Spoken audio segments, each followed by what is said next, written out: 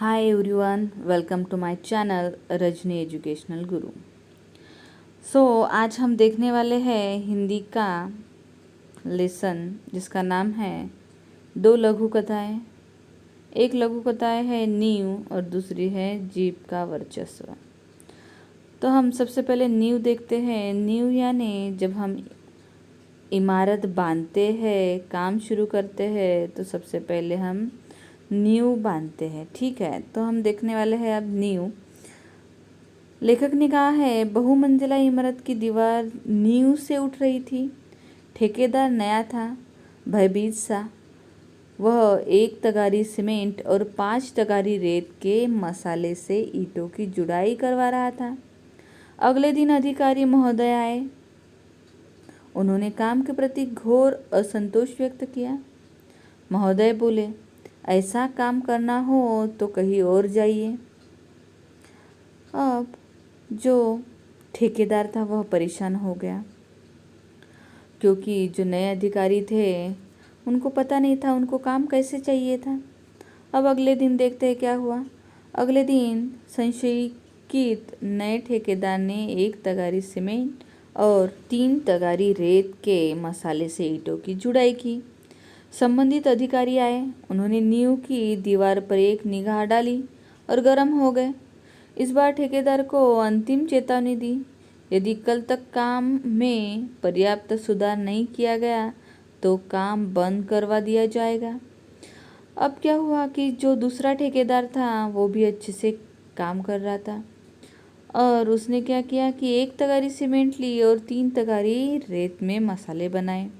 फिर भी अधिकारी को काम अच्छा नहीं, और वह उन पर चिल्लाने लगा कि अगर काम पर्याप्त सुधार नहीं हुआ तो काम बंद करवा देंगे।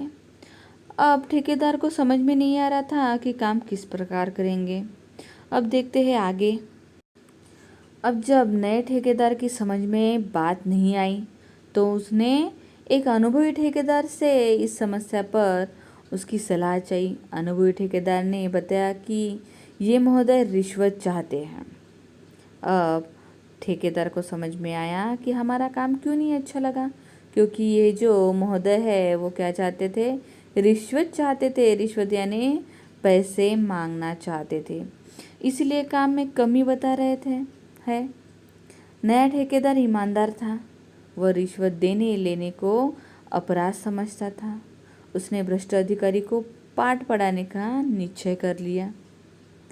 अब अगले दिन अधिकारी महोदय निरीक्षण करने आए। ठेकेदार ने उन्हें रुपयों से भरा लिफाफा पकड़ा दिया। अधिकारी प्रसन्न होकर जैसे ही जाने लगे वैसे ही एकाएक वहाँ उच्च अधिकारी आ गए।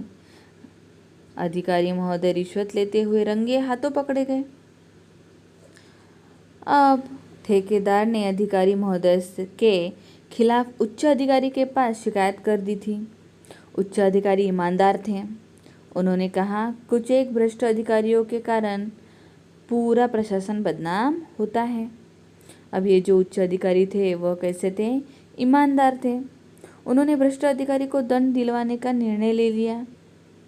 सच ही कहा है, बुरे काम का बुरा नतीजा, यानी बुरे काम करने वाले का नतीजा हमेशा ही बुरा होता है।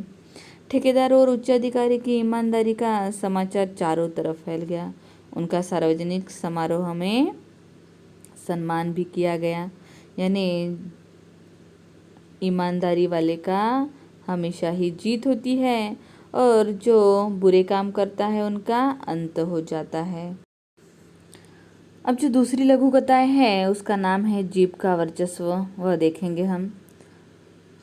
पंक्तिबद्ध और एकजुट रहने के कारण दांत बहुत उत्साही हो गए थे।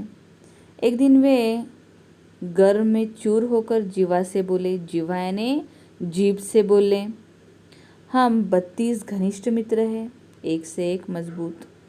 तू ठहरी अकेली। वह जो दांत है वो जीभ को बोल रहा है कि हम कितने हैं, 32 हैं, और तुम अकेली यानी एक ही हो, तो चाहे तो तुझे बाहर ही न निकलने दे। जीवा ने पहली बार ऐसा कलुषित विचार सुना था। वह हंसकर बोली, वह यानी कौन? जीवा। ऊपर से एकदम सफ़ेद और स्वच्छ हो, पर मन से बड़े ही कपट हो, क्योंकि उन्होंने क्या कहा था कि जीभ को हम बाहर ही ना आने दें। ऐसे करुषी शब्द जीभ ने पहली बार ही सुने थे। अब वो बोलने वाली है, वाचालता छोड़, अपनी औकात में रह। हम तुझे चबा सकते हैं, यह मत भूल कि तू हमारी कृपा पर ही राज करती है। दांतों ने किटकिटाकर कहा। जीभ ने नम्रता बनाए रखी, किंतु उत्तर दिया, दूसरों को चबा जाने की ललक रखने वाले बहुत जल्दी टूटते भी हैं, सामने वाले तो और भी जल्दी गिर जाते हैं। अब जीभ ने कहा कि तुम लोग अवसरवादी हो, मनुष्य का साथ तभी तक देते हो जब तक वह जवान रहता है, यानी वृद्धावस्था में उसे असहाय कर कर छोड़कर चले जाते हो। अब जीवा की भी बात बराबर थी।